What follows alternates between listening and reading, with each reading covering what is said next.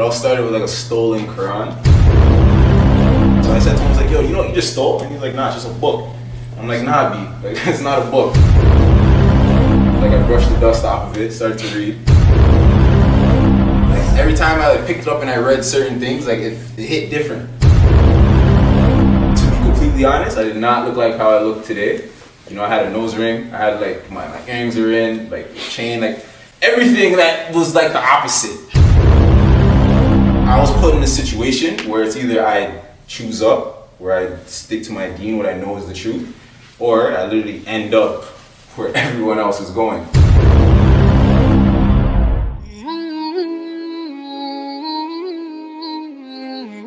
As I was here, like, you know, a couple brothers are asking me little questions of like my journey, because I am a revert to Islam, and basically, so how it all played out was, it all started with like a stolen Quran, which sounds as crazy as it sounds crazy. Basically, growing up, I always was like, I was a really spiritual, religious type of person. Like I used to like walk, go to the church. My family they're Christian, so I would like walk to church by myself. I would always like, you know, do those little things. And so this was grade 11, night school, and my friend at the time, he had his class in the library, and the bell rang, he came outside, and I noticed he had a Quran in his hand. And growing up, I had a lot of like Middle Eastern friends, like, you know, so like, not to put any stereotypes, but you know, I had some knowledge of like what it was. So I said to him, I was like, yo, you know what you just stole? And he's like, nah, it's just a book. I'm like, nah, B, like, it's not a book. Oh, and sorry like for the slang, I'll try to articulate myself as best as possible. Nah, you guys don't understand. Go for it. But so I ended up taking it from him, trying to like, you know, do the good thing. Bell rang, I went to class, I brought it with me, put it in my bag, it came home with me. And that was literally like the day, like everything, like, you know, started. So I'm not gonna lie, I sat there for 3.5 months, and then I was just cleaning out my room because we were moving, and I found it again, I brushed the dust off of it, started to read, and then over time, like every time I like picked it up and I read certain things, like it hit different. Like, you know, and it's just like, even when I was in class, like in grade 11, like I'm pretty sure, I don't know if you guys went to Catholic school, but Catholic schools, they do world religion. So you learn about all types of religion. So you learn about Sikhism, you learn about Hinduism, Orthodox Christian, Islam. So we went to these, like, they're respectively like holy places of worship. And I remember after coming back, I asked my teacher one day, I was like, okay, so if, like, me knowing what I know in the Bible, it says like, you know, like, if the revelation came down where it came down, the picture that is depicted of Jesus, like, you know, in peace and blessings be upon it, like, it's not like, it's just not right. You know, I was like, that doesn't make sense. And I remember I asked about it, and the teacher didn't give me no answer. He just kind of just looked at me like, oh, that's because. And I'm like, all right. Like, you know, so I started doing my own research, and that was towards the ending, going into grade 12. And then fast forward, I ended up moving to Brampton, and in that time, like, you know, we all have our trials and tribulations. Like, I'll be lying if I said I'm the perfect Samaritan sitting here, but you know, you go through life, and basically, I met this one brother, and he just told me to like come to the mosque one day, and I was like, okay, like I'll come, like, you know, I'll pull up. So I went, and I went there, and like we literally sat in a circle, kind of like this, and to be completely honest, I did not look like how I look today. You know, I had a nose ring, I had like my earrings were in, like chain, like everything that was like the opposite. And like they didn't look at me no way. Like, you know, they just accepted me, like they talked to me, like, you know, took their time with me. And then fast forward, it kind of like brought me to understand what I was reading more. Like, you know, because it's one thing to like judge Islam off of like the broad notion we see on the media and what they depict. But it's like, realistically, like, you don't look at the person, look at the religion. And it's like, when I would read, and then I would see certain mannerisms of like the brothers that I met, opposed to what I was being shown, I was like, okay, yeah, that doesn't add up. So I dived into it a little more, and then fast forward, it's been 4 years now.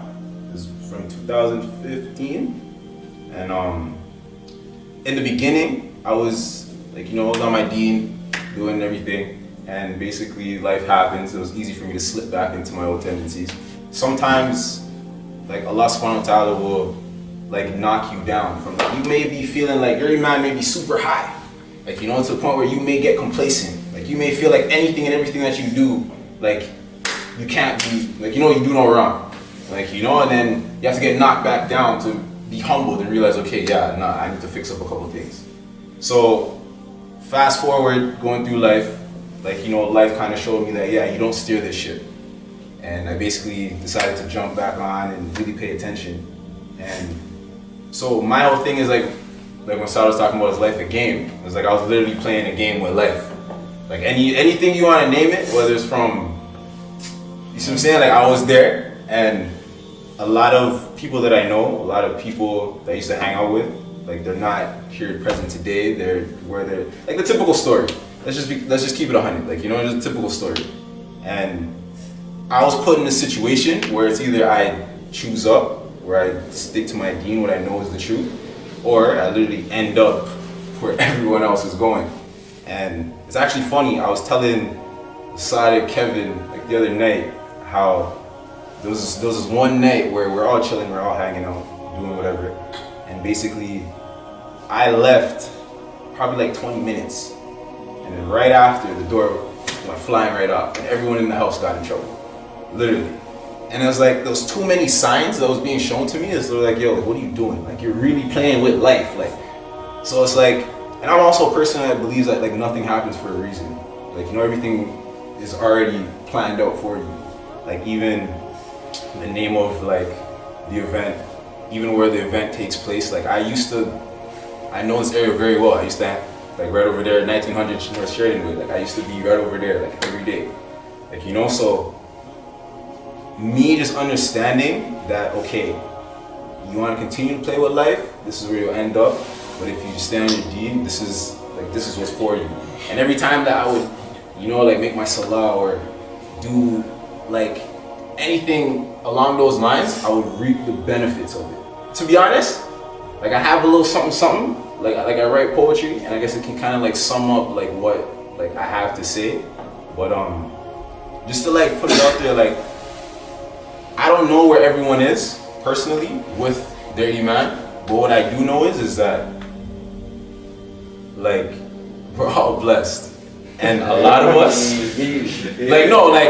like a lot of us like it's not intentional, because like I can understand why it's easy for you to dibble and dabble into what you see outside, like it's amusing, but like I'm sitting at a position where it's like I wish some of my friends were guided, like and only Allah subhanahu wa ta'ala can guide, like whom He will. So all of us in this room have like a cheat code in a sense, like where it's like we know the truth, we know if we do certain things that we can obtain, like paradise, like not just by hitting your salah or like giving zakat. It's actually like your actions, like what you do on a daily basis, how you deal with people, your interactions, like so. Just to like sum that little all up, it's like as soon as I made that shift and I jumped back on my deen, it was like all that stress and negativity just kind of went away. Because like for 22 years, I can honestly say like I was living without peace in my heart. Like honestly, like 100%. And even like where I sit today, from the outside looking in, I may not be in the best position from where I was previously, but like I've been telling all like my friends and all this stuff like that, like it's the first time like I have peace, like full peace, because it's like you can, like if you find happiness in like the cars and all that stuff, like all right, when the car disappears, like your happiness is literally gone with it. And if you find happiness in the money, once the money's gone, your happiness is gone with it. And it's like so it was literally like a snowball effect, and like I was just literally tired of rolling. Like you keep rolling, and you end up into a place where you necessarily don't want to be. And it's like a lot of people don't get to like come out of it. So it's like if anything that you guys can take away from it, like it's just like like everything we see on media and we see outside, it's all nice, it's all neat. Like you want to dive into it, you want to play with it, but trust me, it's not what it seems. Like and it's like. Sometimes I wish that like I could have been born Muslim, so that like my parents and like my my family members can also see the way I see things and how I view things. Like, you know, that's why, like, every time I make my salah, like, I'm making sure I make dua for all of them. Because, like, you know, like, in the beginning, it wasn't the easiest thing. Like, you know, but the blessing of it was I was living by myself. Like, I was financially stable to be living by myself. So it's like, you know, so, like, I guess, like, I could just, like, you know, touch on a little poem. You know, I got a lot in this book, but I feel like this one can really touch, like, what's going on with today. So it's, basically starts like this. So, trying to find myself accumulating debts, multiplying stress, life. It's a process, right? Patience is my uprightness to enlarge the small light at the end of my path that illuminates the darkness. Marching forward, the perspective I had toward the cartilage in my left knee. The past me with deadlift shifts from Monday to Friday. Old soul, age is nothing but a number, but my weekly slavery checks took care of responsibilities monthly. Humbly flex at the acknowledgement of hierarchy amongst my peers. By feeding minds and stomachs through good intentions, ended up with blessings in the later years. But who predicts the future if it's already written? I'm not a rapper, this is just my thoughts, lyrically shifting the top and bottom bridge of my lips, comprised of small atoms illustrated by the divine creator. There is nothing greater. Furthermore, if I'm lost, I retrace my steps back to the word, not the church that hypocrites breed. I mean the untranslated. To comprehend, you need a revelation. Looking down on the earth, another man's affliction shouldn't be your salvation. But this is Z generation. So, you know, like, I just feel like in today's society, and like with, like, just speaking on, like, the Muslim community, like, a lot of us, like, take it for granted. And, like, I can understand a little bit where you guys may be coming from, because it's like, yeah, your parents will be on you, and, like, you know, when you get a certain age, it just becomes emotions. Like, you know, and sometimes they don't know how to tap into certain things to make you really feel what they've been preaching to you since you were young. Like, you know, and I just feel like if we can all just really just self-reflect and really realize that, yo, like, how many times when you went to go do something negative did you really reap the benefits of it? Like, you know, and then every time when you went and did wudu and you felt light, like, you felt clean, like, you felt like, you know, and like you made your salah and it was like, okay.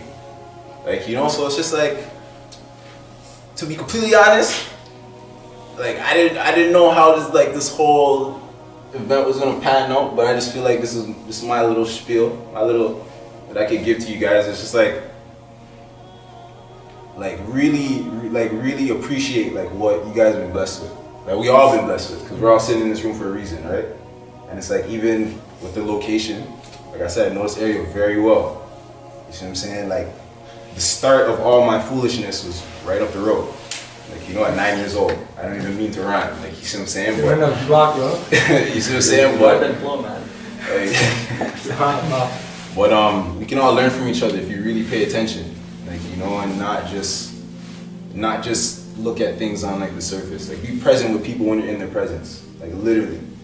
And so yeah, that's just my little short spiel. How did it start for you? You said it started at 9? Oh, like, what do you mean? Like, you said your foolishness started at 9. Oh, nah, like, okay, so, like, not to, like, really tell everyone, like, you know, my bad deeds, but let's just say, like, at a young age, like, I was 9 years old. That's what it was like, you know, like, let me just put it this way. You know, that's what I'm saying. All right, let me direct this to you. Okay, so basically,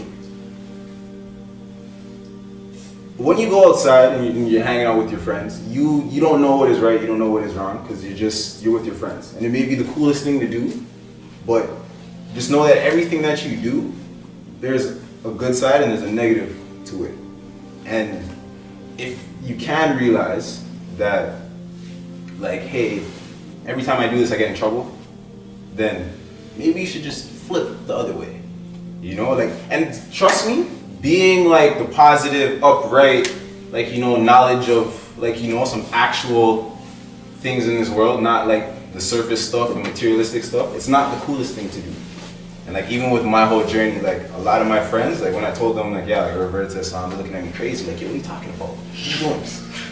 Like, you know, but, like, so always remember, like, the right thing to do may not be the coolest thing to do. And a lot of your friends will not like what you're doing. But just know that if you know that it's the right thing to do, run with it. Like, you know, because, like, when you take one step to Allah subhanahu wa ta'ala, it takes 2 steps to you. It comes running to you.